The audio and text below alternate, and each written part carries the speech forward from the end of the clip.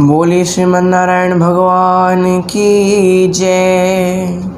बोलिए श्री रामचंद्र भगवान की जय। बोलिए श्रीमद् भागवत महापुराण की जय। भक्तजनों, जिस प्रकार पिछले सत्र में हमने भगवान के छठवें अवतार, 10 अवतार में अगर माने तो छठवें अवतार भगवान श्री वामन के अवतार के बारे में जाना, किस प्रकार भगवान वामन ने माता अदिति के गर्भ से जन्म लिया, देवताओं को उनकी अलकापुरी दोबारा लौटाई, 3 लोकों को अपने 3 पगों से नापा, राजा बलि को सुतल लोक का राजा बनाया। यहाँ हमने भगवान के मत्स्य अवतार के बारे में जाना, जिसमें भगवान ने राजा सत्यव्रत को प्रलय काल के समय मनुष्यों को किस प्रकार बचाया जाए ये सब उपदेश दिया। प्रलय काल के समय राजा सत्यव्रत ने नाव में सारे मनुष्यों और जीवों को लिया और चाक्षुष मनवंतर से व्यवस्था मनवंतर में भगवान की इच्छा द्वारा प्रवेश किया।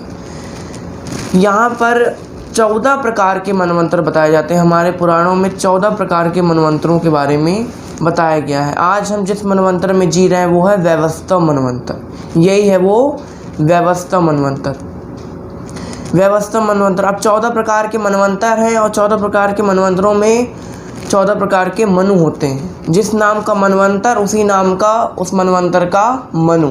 जिस प्रकार व्यवस्था मनवंतर है 7वां मनवंतर, उसी का है 7वां मनु व्यवस्थव नाम का मनु। राजा सत्यव्रत ही है व्यवस्थव नाम के मनु। अब हम व्यवस्थव मनु के वंश के बारे में जानेंगे। जब कोई भी वंश की शुरुआत होती है तो वो ब्रह्मा जी से होती है, हम सभी जानते हैं। यहाँ ब्रह्मा जी हैं। उनके ब्रह्मा जी जब सृष्टि का विस्तार किया तो उन्होंने अपने मन से श्री मरीचि मुनि की उत्पत्ति कराई। श्री मरीचि मुनि ने श्री कर्दम मुनि की एक कन्या है, कर्दम मुनि और देवहूति की पहली कन्या श्री कला के साथ विवाह किया। उससे उन्हें कश्यप और पूर्णिमा नाम के 2 पुत्र और पुत्री उत्पन्न हुए। कश्यप मुनि की 13 पत्नियां हैं। उनमें से पहली पत्नी का नाम है अदिति, जो दक्ष की पुत्री है। अदिति के 12 पुत्र हुए, 12 आदित्य माने जाते हैं, उनको 12 आदित्य कहते हैं। उनमें से पहले हैं श्री सूर्य नारायण भगवान, श्री विवस्वान जी। विवस्वान अर्थात श्री सूर्य नारायण भगवान।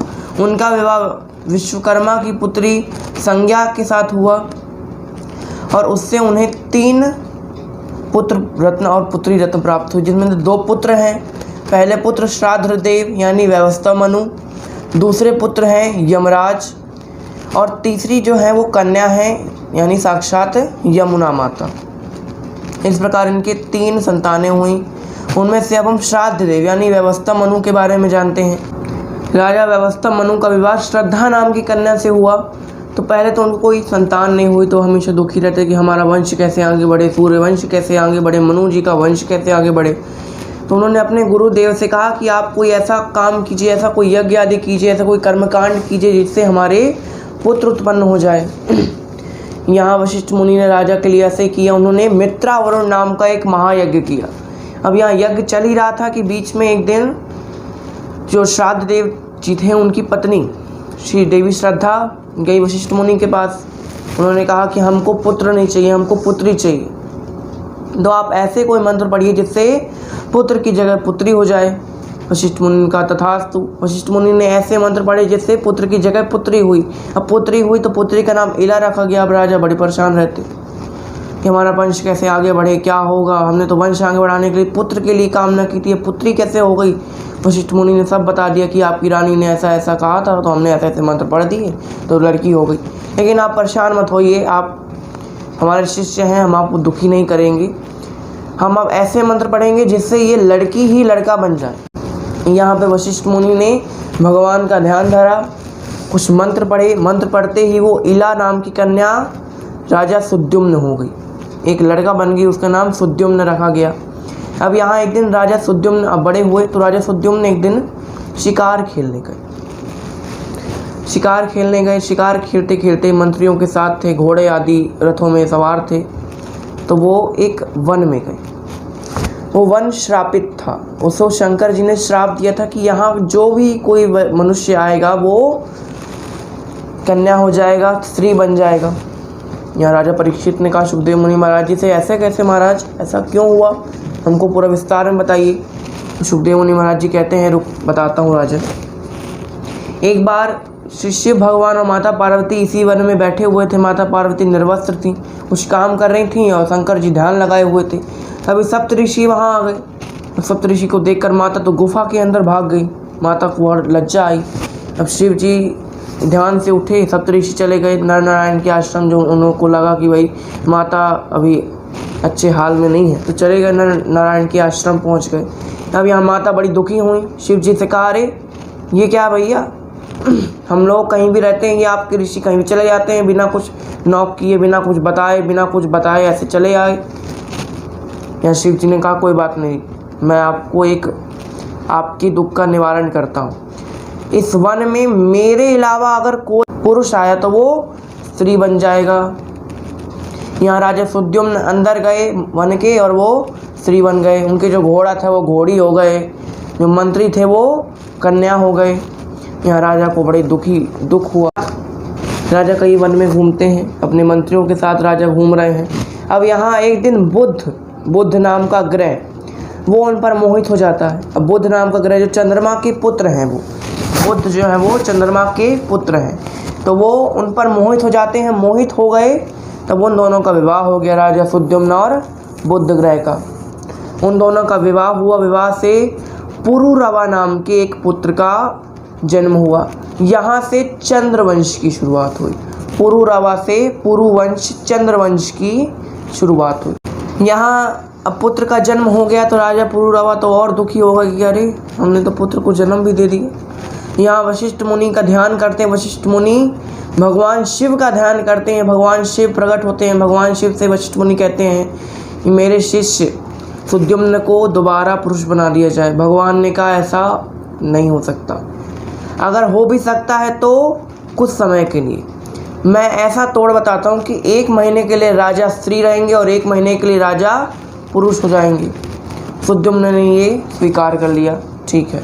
अब वो राज आदि करते हैं, आगे चलते हैं, संन्यास ले लेते हैं। यहाँ व्यवस्था मनु जी भगवान का ध्यान करते हैं, तपस्या आदि करते हैं, जिससे 10 पुत्र हुए। राजा इक्ष्वाकु, राजा नृग, राजा प्रशद्र, राजा दिष्ट, राजा धृष्ट, राजा नभग, राजा करुष, राजा नरष्यंती, राजा शर्यती और राजा कवि। ये 10 पुत्र हुए। उनमें से कुछ वो संन्यास लेने चले गए और कुछ पुत्रों ने राज्य का भार संभाला।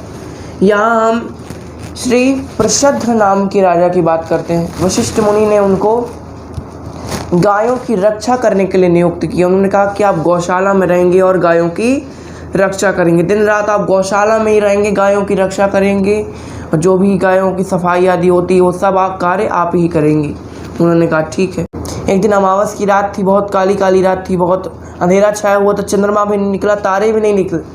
अब अंधेरा है, बारिश भी हो रही है।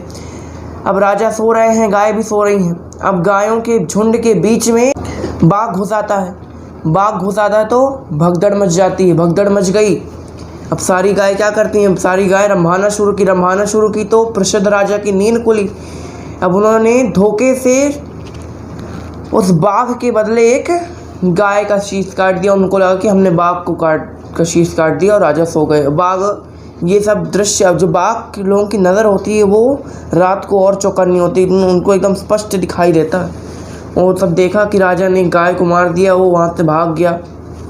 वो बाघ वहाँ से भाग गया। जब सुबह हुई तो सुबह क्या देखते हैं कि वो बाघ की जगह एक गाय का अंत कर दिया। अब जानबूझ के तो नहीं किया था।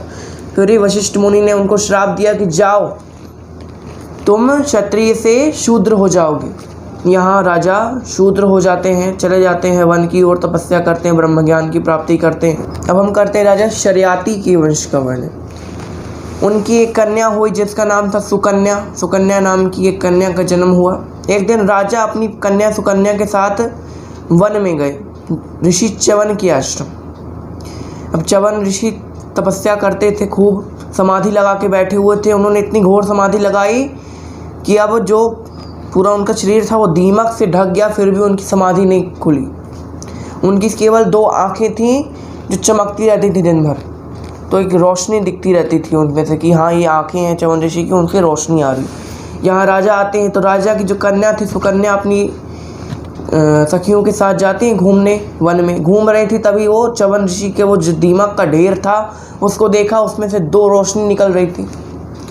अब छोटी सी बालिका थी, उसको खेल खेल में 2 कांटे उठाए और च्यवन ऋषि की आँख में, यहाँ जब च्यवन ऋषि की आँखें चली गई तो भी यहाँ पे बहुत अपशकुन होने लगे, बाढ़ आने लगी, ज्वालामुखी फूटने लगे। यहाँ राजा ने कहा अरे कुछ गलत हो गया क्या लगता है। अब वहाँ के ऋषियों ने कहा कि लगता है च्यवन ऋषि को किसी ने कुछ कर दिया, च्यवन ऋषि की समाधि किसी ने भंग कर दी। अब यहाँ राजा को पता चलता है कि उनकी लड़की ने उनकी आँखों को नाश कर दिया। यहाँ राजा डरते डरते च्यवन ऋषि के पास जाते हैं, उनको प्रणाम आदि करते हैं। बहुत डरते डरते अपनी पुत्री सुकन्या को उनसे ब्याह देते हैं। ब्याह दिया कि भाई अब क्या करें, अब सुकन्या को विवाह करा दिया उनका, ठीक है। यहाँ राजा शर्यती का वंश हो गया। यहाँ राजा शर्यती के वंश का वर्णन समाप्त करते हुए अब हम राजा नभक के वंश का वर्णन जानेंगे। राजा नभक के पुत्र हुए नाभाग, और कई पुत्र हुए थे। तो नभक के पुत्र जो नाभाग थे वो भगवान शिव के बहुत बड़े भक्त थे। वो तपस्या करने चले जाते हैं शिव जी की। अब जब तपस्या करने गए थे तब उनके सभी पुत्रों ने, जो बचे हुए पुत्र थे, उन्होंने पिताजी को फोर्स किया और सारा राज्य अपने अपने हिस्सा करवा लिया, सारे राज्य का बंटवारा कर दिया। अब यहाँ जब नाभाग वापस आते हैं, देखते हैं कि राज्य का बंटवारा हो गया, तो कहते हैं अपने भाइयों से कि भैया हमारा राज्य कहाँ, हमारे बंटवारे में क्या है, हमारे हिस्से में क्या है। तो उनके भाइयों ने कहा कि तुम्हारे हिस्से में पिताजी को रखा। यहाँ नाभाग अपने पिता नभक के साथ रहने लगे। अब उनको कुछ धन आदि की चाहिए, कुछ भोजन आदि करना चाहिए। अब वो वन में चले जाते हैं दोनों पिता और पुत्र। जब उनके हिस्से में कुछ राज्य नहीं है और उनके भाइयों ने उनको निकाल दिया राज्य से, तब वो वन में रहने लगे। यहाँ राजा नभग एक दिन कहते हैं नाभाग से कि जाओ, यहाँ से कुछ दूर अंगीरस नाम के ऋषि एक बहुत बड़ा यज्ञ कर रहे हैं, उनकी सेवा करो। सेवा करके जब तुम उनकी सेवा करोगे तब तुमसे प्रसन्न हो जाएंगे और तुमको जो जितना भी धन आदि है जो उन्होंने अर्पण किया भगवान को, वो सब तुमको दे देंगे। यहाँ नाभाग ने अपने पिता की आज्ञा का पालन करते हुए वहीं गए। अंगीरस ऋषि की बहुत सेवा की। अंगीरस ऋषि जब यज्ञ हो गया तो स्वर्ग चले गए और जो बचा हुआ सामान था उसे कहा कि तुम ले जाना, ठीक है। यहाँ जब समेटने लगे तब आकाश में एक महाविराट स्वरूप धारण किए एक महा शरीर एक उत्पन्न होता है, एक काला मनुष्य उत्पन्न होता है। यहाँ नाभाग कहते हैं आप कौन हैं? कहते हैं मैं कृष्ण दर्शन हूँ, ये तुम सामान उठा रहे हो उसमें मेरा हक है। कहते नहीं नहीं, मेरे पिताजी ने कहा है कि मेरा हक है, ऋषियों ने भी कहा है कि इसमें तुम्हारा हक है, तुम ले जाओ। कहते नहीं, मैं रुद्र हूँ और यज्ञ की सामग्री जो होती है अंत में जो बचती है उसमें मेरा हक है। कहते नहीं, मेरे पिताजी की आज्ञा है कि मैं ये लेकर जाऊँ। बोला अच्छा तुम्हारे पिताजी के उतना है ना, तो चलो पिताजी से पूछ लेते हैं कि किसका हक है। पिताजी से भाई पूछा जाता है कि भाई किसका हक है। पिताजी कहते हैं कि यज्ञ की जितनी बची हुई सामग्री रहती है वैसे तो उसमें रुद्र का अंश होता है, रुद्र का भाग होता है, तो रुद्र को दे दो। यहाँ कृष्ण दर्शन भगवान को दे दिया जाता है वो सब। यहाँ कृष्ण दर्शन भगवान को दे दिए। कृष्ण दर्शन भगवान उनके पिता की सत्यव्रति से, उनके सत्य वचन से बहुत प्रसन्न होते हैं और उनको वो सारा धन आदि दे देते हैं, ज्ञान प्रदान करते हैं और उनको राज्य भी उनका प्रदान कर देते हैं। यहाँ राजा नाभाग का चरित्र समाप्त होता है। राजा नाभाग के पुत्र हुए राजा अम्बरीश। राजा अम्बरीश बहुत प्रजावत्सल, बहुत अच्छे राजा थे, बहुत सुंदर नगरी अयोध्या के राजा हुए। उन्होंने भगवान विष्णु के परम भक्त थे। भगवान विष्णु की इतनी भक्ति की कि भगवान विष्णु ने प्रसन्न होकर उन्हें अपना सुदर्शन चक्र दे दिया। कहा कि जब भी तुम इसका आवाहन करोगे तब ये अपने आप चला आएगा तुम्हारे पास, तुम्हारी रक्षा करने या तुमको जो भी कार्य हो। यहाँ एक दिन अम्बरीश भगवान विष्णु को प्रसन्न करने के लिए एकादशी का व्रत रखा। एकादशी का व्रत रखा, पारण आदि किया। अब यहाँ एकादशी का व्रत समाप्त होने ही जा रहा था कि नारद मुनि इंद्र लोक जाते हैं। इंद्र से कहते हैं इंद्र तुमने राजा अम्बरीश के बारे में सुना है क्या? इंद्र ने कहा हाँ मैंने सुना है, विष्णु भक्त है, विष्णु भगवान ने उसे अपना सुदर्शन चक्र का नियंत्रण दे रखा है, कंट्रोल दे रखा है। यहाँ नारद जी ने कहा देखो वो एक व्रत करा, एकादशी का व्रत, अगर वो व्रत पूरा हो गया तो अब वो तुमसे ही बड़ा राजा बन जाएगा। अब यहाँ इंद्र कुछ चिंतित हो गए, नारद जी चले गए। नारद जी का तो काम ही ऐसा है, कुछ ना कुछ झगड़ा आदि करवा देना, कुछ ना कुछ काम बिगाड़ देना। यहाँ इंद्रलोक में दुर्वासा ऋषि आते हैं। दुर्वासा ऋषि को देखकर इंद्र उनको प्रणाम करते हैं, बहुत स्तुति आदि करते हैं, उनके पाँव पखारते हैं, उनको अच्छे आसन में बैठाते हैं। दुर्वासा ऋषि बहुत प्रसन्न होते हैं। दुर्वासा ऋषि कहते हैं मांगो क्या चाहिए। इंद्र ने सोचा अगर ये अम्बरीश का यज्ञ जो कर रहे हैं व्रत, अगर ऋषि दुर्वासा उसको अपने क्रोध से भंग करा दें तो अच्छा होगा। यहाँ इंद्र ने उनकी बहुत सेवा की।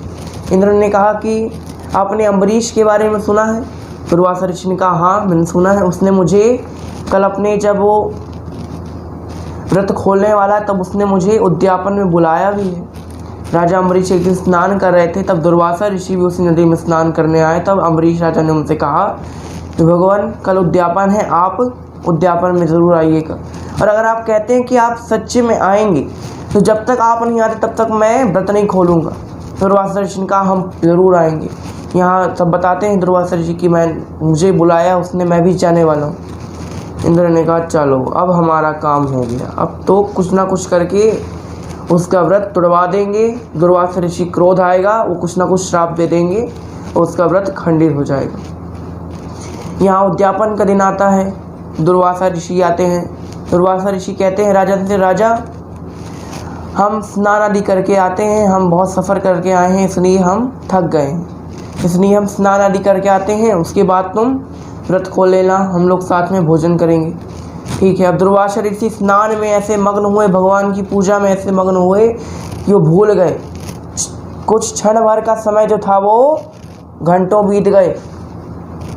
अब घंटों बीत गए। अब यहाँ पे प्रजा और कई लोगों ने कहा कि भगवान व्रत खोल दो राजा, अगर व्रत नहीं खोलोगे तो इतना जो व्रत रखा वो सबका उद्यापन अगर नहीं किया किसी व्रत का तो उस व्रत का फल नहीं मिलेगा। यहाँ जो इंद्र थे वो एक ब्राह्मण का वेश धर कर आए। इंद्र ने राजा को कहा कि राजा तुम एक तुलसी का पत्ता खाकर पानी पी लो, उसके बाद जब दुर्वासा ऋषि आएंगे तब तुम उनके साथ भोजन कर लेना, क्योंकि अगर दुर्वासा ऋषि नहीं आ पाए जल्दी और जो एकादशी है वो द्वादशी में परिवर्तित हो गई तो फिर तुमको फल प्राप्त नहीं होगा, तुम्हारा उद्यापन खंडित रह जाएगा, तुम्हारा व्रत खंडित रह जाएगा। यहाँ राजा अम्बरीश ने कहा ठीक है।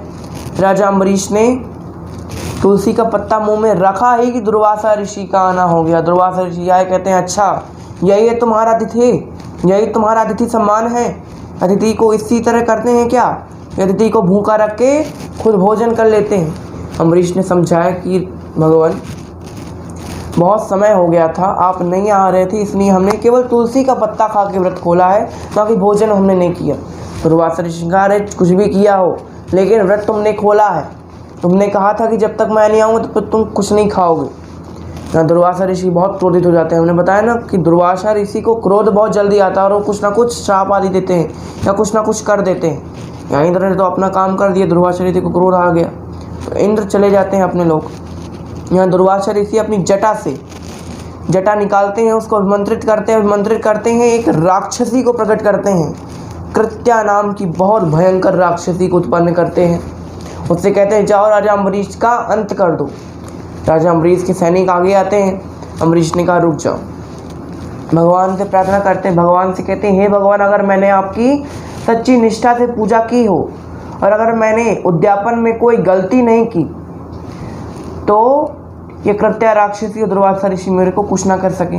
यहाँ जैसे ये कहा सुदर्शन चक्र आ गया, सुदर्शन चक्र, अब वो कृत्या राक्षसी को मार दिया उसने। कृत्या राक्षसी को मारने के बाद दुर्वासा ऋषि पीछे पीछे हो सुदर्शन चक्र, आगे आगे दुर्वासा ऋषि के पीछे पीछे सुदर्शन चक्र। अब दुर्वासा ऋषि ब्रह्मलोक जाते हैं। ब्रह्मा जी ने कहा शिव जी के पास जाओ, हो सकता है उनको कुछ समाधान दे। यहाँ दौड़ते दौड़ते शिवलोक जाते हैं। शिव जी कहते हैं नहीं हम कुछ नहीं कर सकते भैया, अपने भगवान विष्णु के भक्त जो हैं उनको संकट में डाला है, तो अब भगवान विष्णु के पास ही जाइए, हो सकता है वो कुछ समाधान। यहाँ वैकुंठ लोक पहुँचते हैं दुर्वासा ऋषि, भगवान विष्णु के चरणों में गिर जाते हैं, कहते हैं अरे भगवान मुझे क्षमा कर दो कि मैंने आपके भक्त को ऐसा कुछ कर दिया। यहाँ पर भगवान ने कहा हमारे बस में नहीं है भैया। सुदर्शन चक्र जब भी हमारे भक्त को कुछ ना कुछ संकट आता है वो अपने आप भाग के चला जाता है। वो नहीं देखता, वो मेरी प्रतीक्षा नहीं करता बोलने की, वो अपने आप चला जाता। जब तक उस शत्रु का अंत नहीं कर देगा तब तक वो वापस नहीं आता। दुर्वासा ऋषि ने भगवान की बहुत प्रार्थना की तो भगवान ने कहा अच्छा, तुमने जिसको क्रोध दिलाया है, जिसका तुम वध करना चाहते थे, राजा अम्बरीश, अगर तुम उनके पास जाओ, अगर तो वो तुमको माफ़ कर देते हैं तो सुदर्शन चक्र तुमको कुछ नहीं करेगा। ठीक है। दुर्वासा ऋषि राजा अम्बरीश के पास जाते हैं, उनसे स्तुति आदि करते हैं। अम्बरीश कहते हैं ठीक है। अम्बरीश फिर भगवान की स्तुति करते हैं, भगवान से कहते हैं कि दुर्वासा ऋषि से अपना ये सुदर्शन चक्र हटा लीजिए, तो सुदर्शन चक्र चला जाता है। यहाँ दुर्वासा ऋषि अम्बरीश राजा को बहुत सारे वरदान देते हुए चले जाते हैं। यहाँ राजा अम्बरीश की कथा को भी यहीं समाप्त हो जाती है। अब हम राजा इक्ष्वाकु, सबसे बड़े बेटे इक्ष्वाकु के वंश का वर्णन जानेंगे, जिससे सूर्यवंश का नाम इक्ष्वाकु वंश पड़ा। श्री मनु महाराज की छींक से इक्ष्वाकु राजा का जन्म हुआ। छींका उन्होंने तो इक्ष्वाकु राजा का जन्म हो गया। इक्ष्वाकु राजा का जन्म हुआ, उनसे विकुक्षी नाम के एक राजा का जन्म हुआ। एक दिन राजा इक्ष्वाकु जो है वो श्राद्ध आदि कर रहे थे। श्राद्ध में मांस आदि चढ़ाते हैं, जो क्षत्रिय होते हैं वो मांस आदि का भक्षण आदि करते हैं और चढ़ाते भी हैं। तो राजा इक्ष्वाकु ने अपने पुत्र विकुक्षी से कहा कि जाओ जंगल में जाओ और कुछ शुद्ध प्राणियों का मांस ले आओ। अब यहाँ मांस लेने गए विकुक्षी। अब बीच रास्ते में उनको भूख लगाई। उन्होंने कहा कि क्या किए जाए। उन्होंने एक खरगोश का मांस खा लिया। अब जब मांस लेकर आते हैं, यहाँ वशिष्ठ मुनि समझ जाते हैं अपनी आत्मज्ञान से कि ये मांस झूठा है। राजा से कहते हैं रुक जाओ, ये श्राद्ध योग नहीं है मांस।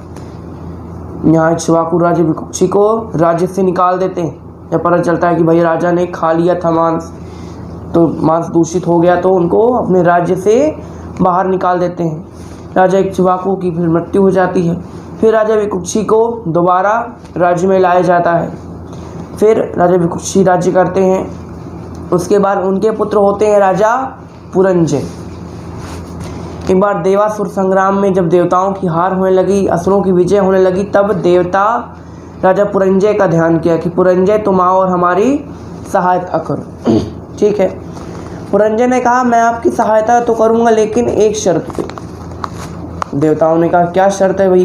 कहते हैं कि अगर इंद्र मेरा वाहन बन जाए तो। पहले इंद्र ने मना कर दिया कि भाई हम किसी का वाहन नहीं बनेंगे। फिर श्रीमन नारायण ने कहा अरे बन जाओ यार, नहीं बनोगे तो फिर दिक्कत आएगी। फिर मान जाते हैं। तो इंद्र एक बड़े से बैल का स्वरूप धारण कर देते हैं। बैल का स्वरूप धारण किया। राजा उसके कुकद, जो बैल होता है उसकी देखिए उठा हुआ सा, थोड़ा सा उसकी पीठ उठी हुई सी रहती है, उसको कुकद कहते हैं। उस कुकद में ककुद तो ककुद कहते हैं। तो उस ककुद में राजा पुरंजय बैठ जाते हैं। पुरंजय बैठ जाते हैं, युद्ध आदि करते हैं, युद्ध करते हैं, असुरों को हरा देते हैं। असुरों को हरा दिया, असुरों का राज्य उनको पर विजय हो जाती है। अब यहाँ इंद्र को उनका राज्य वापस कर लेते हैं, असुरों का भी राज्य अपने अधीन कर लेते हैं। अब यहाँ असुरों का राज्य अधीन किया, उनके पुरी को अधीन किया, इसलिए उस राजा का नाम पुरंजय पड़ा। पुरों पर जय पाने वाला, पुरी पर जय पाने वाला पुरंजय। अब ककुद पर बैठा तो ककुत्स नाम पड़ गया, ककुत्सथ। बैल के ककुद पर बैठा तो ककुत्सथ नाम भी पड़ गया। और इंद्र को वाहन बनाया, इसलिए उसका नाम इंद्रवाह भी पड़ गया। इस प्रकार राजा पुरंजय की कथा है। किसी वंश में राजा युवनाश्व हुए। राजा युवनाश्व, अब उनके कोई संतान नहीं हो रही थी, तो वो अपनी पत्नियों सहित चले जाते हैं। तो उनकी दो पत्नियां थी, तो पत्नियों सहित चले जाते हैं वन में। ऋषियों की बहुत सेवा करते हैं, ऋषि सेवा से प्रसन्न हो जाते हैं। कहते राजन क्या चाहिए? राजा युवनाश कहते हैं कि मुझे पुत्र चाहिए। ठीक है। यहाँ ऋषियों ने एक महान यज्ञ का आयोजन किया। यज्ञ में एक जल पात्र था, उसको अभिमंत्रित किया उस जल को। अब एक दिन रात का समय था, राजा को प्यास लगी तो अब ढूंढने लगे जल तो कहीं नहीं मिला। तो जो अभिमंत्रित लोटा था उसमें जल था, उस जल को राजा पी गए। अब जब सुबह उठे ऋषि लोग, देखा कि जल कहाँ है, तो जल तो नहीं है क्योंकि राजा पी गए। अब राजा गर्भवती हो गए। राजा गर्भवती हुए, उनसे एक पुत्र की उत्पत्ति हुई। पुत्र का नाम था मानधाता। यहाँ ऋषियों के तेज से मानधाता भी बच जाते हैं और युवनाश भी बच जाते हैं। यहाँ भाई बच्चा है तो बच्चे को दूध आदि चाहिए। अब रानी से कहा जाता, रानी कहते हैं हमारा पुत्र नहीं, हम क्यों दूध पिलाएंगे, हम नहीं देंगे। यहाँ इंद्र आते हैं, इंद्र की स्मरण किया जाता है। इंद्र आते हैं और इंद्र अपना अंगूठा काटते हैं, अंगूठे को उस बालक के मुंह में दे देते हैं। ऐसा माना जाता है कि जो देवता होते हैं उनकी शरीर में रक्त की जगह दूध बहता है, तो उन्होंने अंगूठा उसको बच्चे को दे दिया, वो अंगूठा चूसने लगा। तभी से मान्यता है कि बच्चे अंगूठा इसलिए चूसते हैं, उनको लगता है कि अंगूठे में दूध बहता है। ठीक है, यहाँ राजा युवनाश्व की कथा हो गई। यहाँ जो राजा युवराश के पुत्र मानधाता थे, उनके 2 पुत्र हुए और उनकी 50 बहनें थीं। उन 50 बहनों का विवाह सौरभी ऋषि के साथ हो जाता है। कैसे हो गया था? एक बार सौरभी ऋषि अपने जल में स्नान कर रहे थे, यमुना में स्नान कर रहे थे, तभी उन्होंने एक मत्स्य को, एक मछली को अपनी पत्नी के साथ सुख भोगते हुए देखा। उनको लगा कि हमारी पत्नियां भी होनी चाहिए, हमको भी सुख चाहिए, हम भी संतानें उत्पन्न करेंगे, हम भी सुख का भोग करेंगे। मानधाता ने अपनी 50 जो बहनें थीं उनका स्वयंवर आयोजित किया।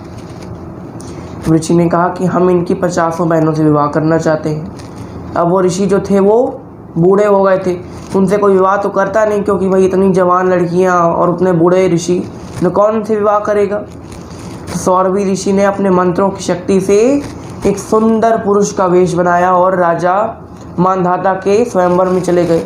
स्वयंवर में गए, 50 कन्याओं ने उन्हीं को वरमाला डाल दी। या 50 को स्वीकार करके वो आ जाते हैं। यहाँ कुछ समय बाद ज्ञान होता है उनको कि अरे मैंने एक मछली को देखकर जितनी मैंने तपस्या की थी, जितना ब्रह्म भगवान को मनाया था, भगवान की पूजा की थी, केवल एक मछली को देखकर मैंने उस सबको त्याग कर दिया, गृहस्थ आश्रम में रहने लगा, इतनी विवाह कर लिए मैंने। उनको बहुत दुख होता था। वो तपस्या करने जाते हैं, तपस्या करते हैं, तपस्या से अपने शरीर को भगवान में लीन कर लेते हैं। उनकी जो 50 बहनें थीं, 50 पत्नियां थीं, वो भी उन पर सती हो जाती हैं। इस प्रकार राजा मानधाता की जो बहनें थीं, सौरभी ऋषि के साथ विवाह हुआ। यहाँ पे मानधाता की कथा भी समाप्त होती है। यहाँ पे हम इक्ष्वाकु वंशियों के पहले खंड, आज पहला खंड था, कल से दूसरा खंड प्रारंभ करेंगे। आज इस पहले खंड की कथा को यहीं विराम देते हैं। कल हम राजा त्रिशंकु, राजा हरिश्चंद्र, राजा भगीरथ आदि राजाओं के बारे में जानेंगे। आज के लिए बस इतना ही। धन्यवाद। जय श्री राधे, जय श्री राधे। लेकिन जाते जाते हमारे चैनल को सब्सक्राइब अवश्य करें और इस बेल आइकन को अवश्य प्रेस करें, जिससे हमारे वीडियोस की नोटिफिकेशंस आप तक पहुंचती रहे। धन्यवाद। श्री भागवत भगवान की है आरती, पापियों को पाप से है तारती। भागवत भगवान की है आरती, पापियों को पाप से है तारती। पापियों को पाप से है तारती।